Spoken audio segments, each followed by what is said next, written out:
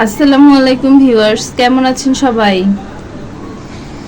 Weather এত গরম, কিচ্ছু ভালো লাগে না গরমে। সকালে নাস্তা বানাইতে ইচ্ছা করে না।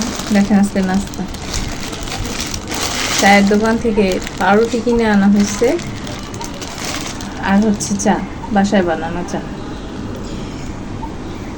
এগুলা দিয়েই সকালে নাস্তা কমপ্লিট করছি।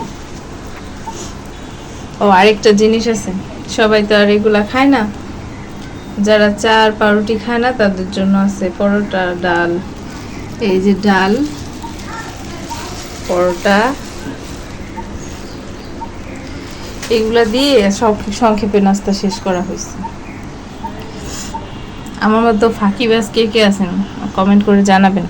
আল্লাহ হাফেজ, ভালো থাকবেন সবাই, আর আমার চ্যানেলটি সাবস্ক্রাইব করে পাশে থাকবেন।